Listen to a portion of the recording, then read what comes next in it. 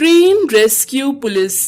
एक बार दो युवक बाजार में खड़े होकर बातें कर रहे थे। तभी एक गरीब लड़का चिंटू उनके पास आया और दोनों युवकों को लगा कि वो उनसे भीख मांगने आया है। वो दोनों युवक उससे बोले, अरे जाओ जाओ यहाँ से, हम तुम्हें भीख नहीं देंगे, जाओ यहाँ से। तब चिंटू बोला, तुमसे भीख किसने मांगी? कहो तो मैं तुम दोनों को भीख दे दूं। ऐसा कहकर चिंटू ने 10 रुपए का नोट उनकी तरफ फेंका। उन दोनों युवकों को बहुत गुस्सा आया। तभी चिंटू बोला, क्या देखते हो, मुझे मारोगे क्या? पागल कहीं के, मारो मुझे, पकड़ो पकड़ो। चिंटू ने उन दोनों युवकों को उकसाया, जिससे वो दोनों युवक गुस्से के मारे उसके पीछे भागने लगे। चिंटू आगे भाग रहा था और वो दोनों उसके पीछे भाग रहे थे।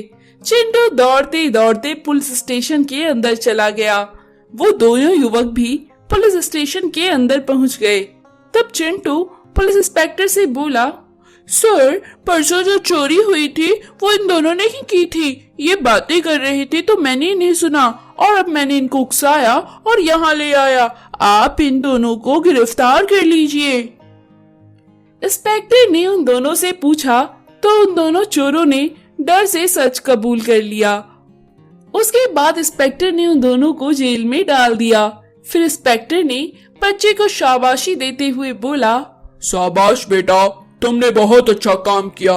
क्या नाम है तुम्हारा और तुम्हारे पिताजी क्या करते हैं? चिंटू बोला, सर, मेरा नाम चिंटू है, मैं एक अनाथ लड़का हूँ। सर, मेरी इच्छा है कि मैं भी पुलिस बन जाऊं। सर, प्लीज मुझे पुलिस की नौकरी दे दीजिए। पुलिस वाला बोला, क्या तुम पुलिस बनना चाहते हो? इतनी छोटी सी उम्र में तुम्हें नौकरी कौन देगा? पहले तुम खूब पढ़ो और बड़े हो जाओ, उसके बाद पुलिस की नौकरी कर सकते हो। चिंटू ने इंस्पेक्टर से बोला, सर, तब तक मैं सब्र नहीं कर सकता। सर, मुझे ये वर्दी बहुत पसंद है। Sir, please sir. Inspector Chintu से बोला, ठीक है, अब से तुम पुलिस इन्फॉर्मर का काम करो। जैसे तुमने अभी चोरों को पकड़वाया है, ऐसा करोगे तो तुम्हें पैसे भी मिलेंगे और उन पैसों से तुम खूब पढ़ाई करो और बड़े होकर पुलिस बन जाना। ये लो, इन चोरों को पकड़वाने के लिए तुम्हें मैं कुछ पैसे देता हूँ। इंस्पेक्टर ने कुछ पैसे चिंटू को दिए और एक फोन चिंटू को दिया और बोला, जब भी तुम्हें किसी पर शक हो मुझे फोन करना। उसके बाद चिंटू पुलिस स्टेशन से खुश होकर बाहर आ गया। इसके बाद चिंटू हर जगह घूम घूम कर लोगों की बातें सुनता और जिस पर भी शक होता इंस्पेक्टर को फोन करके बताता और इंस्पेक्टर आके उन लोगों से पूछताछ करता। इस तरह चिंटू स्कूल में पढ़ते हुए बाकी समय लोगों पर निगरानी रखने लगा। एक बार वो रेलवे स्टेशन में समोसे बेचने वाले के भेष में निगरानी कर रहा था। तभी उसने दो लोगों को बात करते हुए सुना। उन दो लोगों में से पहले ने दूसरे से बोला, यार, अभी तो ट्रेन आएगी, उसमें से एक अमीर आदमी उतरने वाला है। उसके पास ब्रीफ केस में बहुत सारे जेवर हैं। उसे हमें डराकर उससे ब्रीफ केस छीनना है और जो बाहर गाड़ी खड़ी है उसमें हमारा बॉस हेमंत है। वो जेवर हमें उनको देने हैं और उस गाड़ी में बैठकर भागना है। तब चिंटू ने तुरंत पुलिस इंस्पेक्टर को फोन कर दिया और उन्हें सूचना दी। तब इंस्पेक्टर गाड़ी लेकर रेलवे स्टेशन की तरफ निकल पड़ा। बाहर कार के पास हेमंत खड़ा चिंटू को देख रहा था। उसने तुरंत उन चोरों को फोन किया और बोला, मेरी बात ध्यान से सुनो, ये तुम्हारे पीछे एक लड़का खड़ा है। मैंने सुना है कि ये एक पुलिस इन्फॉर्मर का काम करता है। मुझे उस पर शक है, हो ना हो ये लड़का वही है। ट्रेन के आते ही उसे ट्रेन के नीचे धकेल देना, एक मुसीबत टल जाएगी। उन्होंने मुड़कर देखा तो उनकी नजर चिंटू पर पड़ी। पहला चोर दूसरे चोर से बोला, इस छोटे बच्चे की वजह से ही अपने बहुत से सारे साथी जेल में बंद हैं। आज हम इसका काम तमाम कर देंगे। उन दोनों चोरों को दूर से ट्रेन आती हुई नजर आई। तभी उन दोनों चोरों ने चिंटू को पटरी पर धक्का दे दिया। चिंटू प्लेटफॉर्म पर चढ़ने की बहुत कोशिश करने लगा। ट्रेन करीब आने लगी। तभी इंस्पेक्टर वहां आ गया और इंस्पेक्टर ने दौड़कर चिंटू को पटरी से बाहर निकाल दिया। तभी ट्रेन पास में आकर रुक गई। ये देखकर लोग काफी खुश हुए और खुश होकर ताली बजाने लगे। बाद में पुलिस ने चोर को पकड़ा और उन्हें खूब मारा और उन्हें जेल में बंद कर दिया। उसके बाद जो कुछ हुआ वो सब अमीर आदमी को बताया। वो अमीर आदमी चिंटू से बोला, थैंक यू चिंटू बेटा, तुम्हारी वजह से मेरी करोड़ों की संपत्ति बच गई है। तुम बहुत ही नेक लड़के हो। अगर तुम्हें इतराज ना हो तो तुम मेरे घर में मेरे साथ रह सकते हो। मैं तुम्हें पढ़ाऊंगा, लिखाऊंगा और पुलिस वाला बनाऊंगा। पुलिस वाला बनाने की जिम्मेदारी मेरी है। चिंटू उस अमीर आदमी की बात सुन के बहुत खुश हुआ। उसके बाद चिंटू उसके साथ खुशी खुशी रहने लगा। तो दोस्तों, हमें हमेशा बहादुरी से काम करना चाहिए। गरीब वर्सेस अमीर के खिलौने। सूरजपुर नाम के गांव में चिंटू नाम का एक लड़का अपने माता पिता के साथ रहता था। चिंटू बहुत ही शरारती था। एक दिन चिंटू के माता पिता के पास गांव के कुछ लोग आए और गुस्से से पूछने लगे, कहाँ है तुम्हारा लाडला बेटा चिंटू?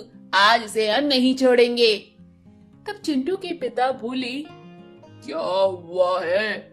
आप चिंटू पर गुस्सा क्यों कर रहे हैं? क्या किया है मेरे बेटे ने? तभी एक आदमी बोला, तुम्हारे बेटे ने हमारे बच्चे रिंकू और सिंटू को पता नहीं कहाँ गायब कर दिया है। हमारे बच्चों को तुम्हारा बेटा चिंटू कहाँ ले जाता है जाने। उनको बहकाता रहता है और वो उसके पीछे पीछे ही घूमते रहते हैं। आज हम चिंटू को नहीं छोड़ेंगे। चिंटू के माता पिता गांव के लोगों से बोले, शांत हो जाइए, शांत हो जाइए। आप लोग चिंटू को आने दीजिए, मैं उसको डांटूंगा। तभी थोड़ी देर बाद चिंटू अपने दोस्त रिंकू और सिंटू के साथ दौड़ते हुए आ रहा था। चिंटू को देखकर उसके पिता ने पकड़कर 2 थप्पड़ लगा दिए और पूछे, कहाँ था इतनी देर से? गांव के बच्चों को क्यों बिगाड़ रहा है तू? बच्चों के पेरेंट्स यहाँ आकर तुम्हारी कंप्लेंट कर रहे हैं। तुम्हारी वजह से जाने हमें क्या क्या सुनना पड़ता है। चिंटू मार खाने के बाद रोने लगा। तभी गांव के मास्टर जी रास्ते से गुजर रहे थे। ये सब देख चिंटू के पास जाते हैं। मास्टर जी चिंटू को उसके पिता से मार से बचाते हुए बोलते हैं, बच्चों को क्यों मारते हो? क्या मारने से बच्चा सब सही सही बता देगा?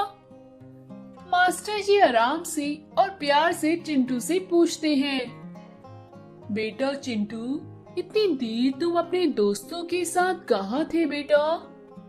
तब चिंटू बोलता है, मास्टर जी, हम खिलौने से खेलने का बहुत मन करता है, लेकिन हमारे माता पिता गरीब होने के कारण हमें अच्छे खिलौने कभी नहीं दिलाते हैं। मांगने पर डांट कर चुप करा देते हैं।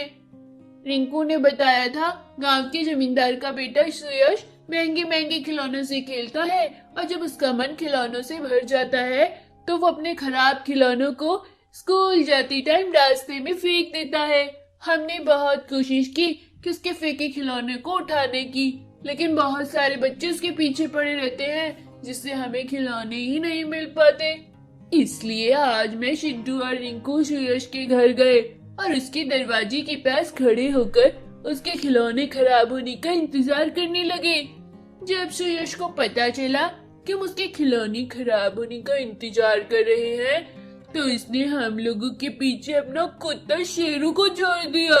हम लोग जैसे तैसे अपनी जान बचाकर भाग कर आए हैं। सिंटू और रिंकू भी बोले, हाँ मास्टर जी, चिंटू सही बोल रहा है। तब मास्टर जी गांव वालों को बोले, देखा, बच्चों को खिलौने नहीं दोगे तो यही सब शरारती वो करेंगे। इनकी उम्र ही क्या है? अभी तो इनकी उम्र खिलौनों से खेलने कूदने की है। बच्चों से प्यार से पूछोगे तो सब बता देंगे। मारने से कुछ नहीं बताते बच्चे, और भी ज्यादा गुस्सैल हो जाते हैं। फिर चिंटू, रिंकू और सिंटू के माता पिता उनके लिए बाजार से प्लास्टिक के नए नए खिलौने ला कर दिए, जिसे पाकर रिंकू, चिंटू और सिंटू बहुत ही खुश हुए और जी भरकर खेलने लगे।